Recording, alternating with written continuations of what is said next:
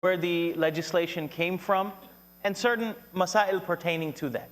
By the way, the hypothetical $30,000 loan I took from Brother Minhaj and the Rolex I borrowed yesterday, they have been hypothetically returned before Isha. All right, so you're just throwing it out there. Now, Sa'ad ibn Abi Waqqas radiallahu anhu asked the Prophet sallallahu alayhi wasallam, can I give away 2/3 of my wealth? He said, no. فَالشَّطْرُ ya Rasulullah, the answer was, no. فَالثُّلُثُ ya Rasulullah, 1/3. The Prophet sallallahu alayhi wasallam said, الثُّلُث وَالثُّلُثُ kabir أو kathir. 1/3 is okay, but even that is a big amount. Now the Prophet sallallahu alayhi wasallam, he did not just say, that's it, no, you're not allowed, khalas. That's it, that's it. He gave the explanation. You know how sometimes, well, me as a parent as well, the child asks why? Because I said so. That's why, because I'm your daddy, right? No. The Prophet sallallahu alaihi wasallam explained the reason behind. إِنَّكَ أَن تَذَرَ وَرَثَتَكَ أَغْنِيَاءَ خَيْرٌ لَكَ مِنْ أَن تَذَرَهُمْ عَالَةً يَتَكَفَّفُونَ النَّاسِ. The reasoning the Prophet ﷺ gave, he gave him an explanation. Sa'ad ibn Abi Waqqas radiallahu anhu, how many children did he have that time? He explained himself. How many? One daughter. Her name was Aisha. He only had one daughter at this time, presumably unmarried, okay? Instead of leaving her in a situation or leaving her with wealth that would provide a short-term solution, leave her in a situation where she is self-sufficient, aghniya. The translation of that phrase, it's better for you to leave your heirs self-sufficient than to leave them alatan yatakaffafuna an-nas, than to leave them in such poverty that they will go around. Takaffuf means to stick your hand out. And I don't mean by Assalamu alaikum. All right, not that type of sticking your hand out, but this type of sticking your hand out. Allah yukhallik li ummak. Right? It's better for you to leave them self-sufficient, standing on their feet, rather than put them in a position where they're going to go around and beg from people. This is the reason behind the Prophet ﷺ telling Sa'ad ibn Abi Waqqas that keep it within 1/3. Now, aghniya, self-sufficient. Notice I translated this as self-sufficient rather than rich. Because rich is a very relative term. Right? Rich is a very relative term. Nowadays, especially in the society that we live in, people are used to, and not just used to, but society expects people to live beyond their means. Right? Swipe, swipe, swipe, swipe, swipe.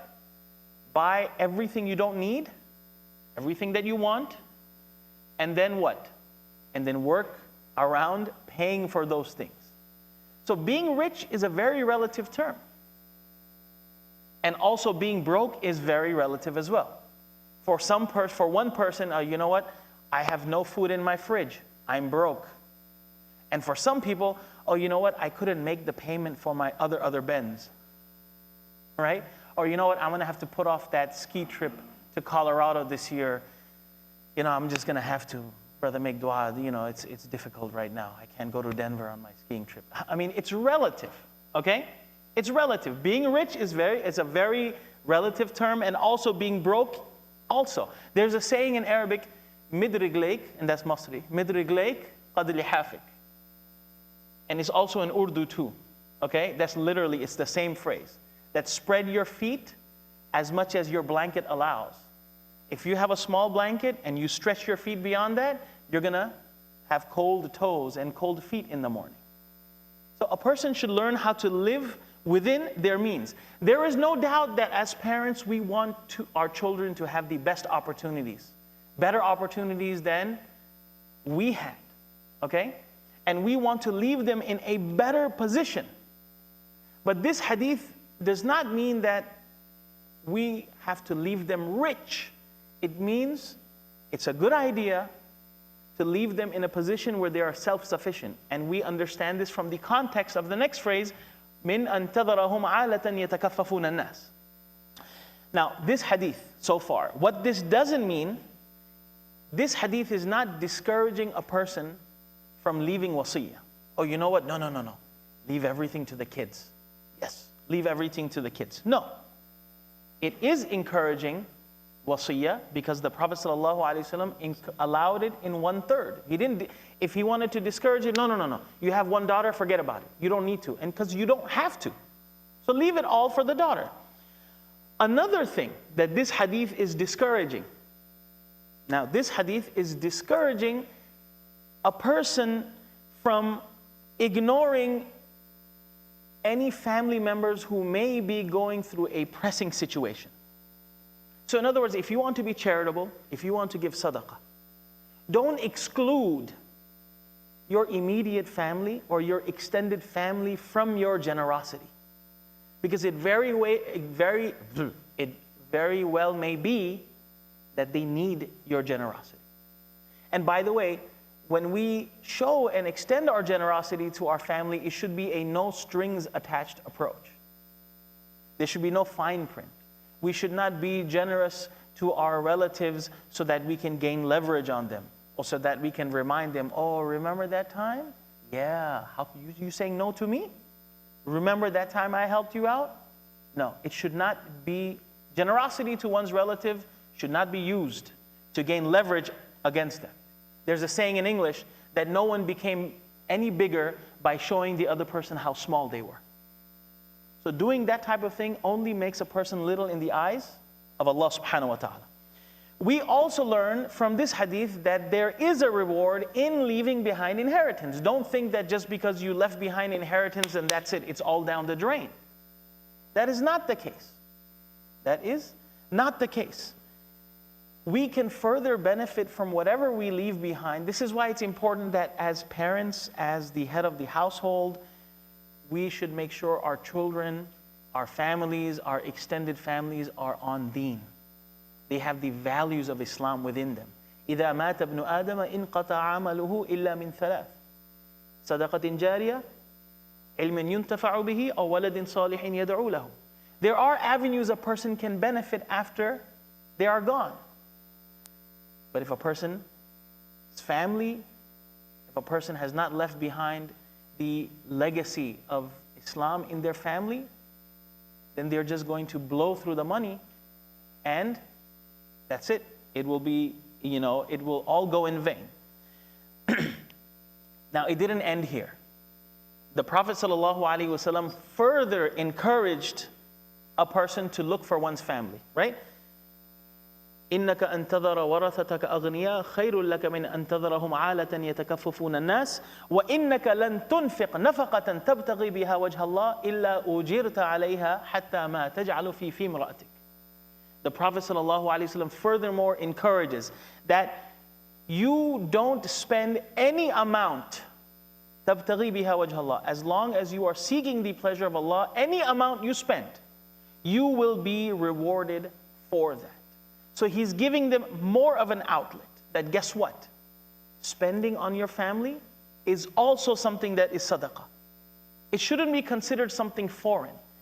Even though as a provider, as a father, I am obligated to financially provide for my children, for my family, even though it's an obligation. But that doesn't mean it's foreign or it's excluded from being an avenue of khair. The Prophet ﷺ has said, "Al-yad al-ulya khayrun min al-yad al-sufla wabda biman ta'ul." The upper hand is better than the lower hand, meaning the giving hand is better than the receiving hand. Wabda biman ta'ul, and start with those who are under your care. Don't forget about those beyond. In other words, don't overlook them to spend on others. This doesn't mean that, oh, you know what? That's it. I'm done giving my money to charitable organizations. I'm going to pump everything into my family. You start from there. Doesn't mean you end over there. Abu Hurairah radiallahu anhu says that the Prophet sallallahu alaihi wasallam said, "Dinarun anfaqtahu fi sabilillah, wa dinarun anfaqtahu fi raqabatin, wa dinarun tasaddaqta bihi ala miskinin, wa dinarun anfaqtahu ala ahlik, أعظمها أجرا الذي أنفقته على أهله. Money spent in the path of Allah, money spent in freeing a slave, money that is given to a miskin, and money that is spent on one's family, the greatest amongst those are that is spent amongst one's family. And not only is it considered sadaqah to spend on one's family, but you get double the reward. Because not only are you getting the reward for sadaqah, but you are also getting the reward for maintaining and establishing the ties of rahim, the ties of the relationship. The Prophet ﷺ said, "As-sadaqatu ala al-miskin sadaqa wa ala dhir rahimi thintan sadaqa wa sila." Rawahu Tirmidhi. Giving a sadaqah to a needy person is sadaqah, but to give it to someone who is a relative, who is needy, is sadaqah and sila. It is keeping the ties, as long as there are no strings attached. Allahumma waffiqna lima tuhibbu wa tarda. Subhanallah wa bihamdihi, subhanakallahumma wa bihamdik, nashhadu an la ilaha illa anta nastaghfiruka wa natubu.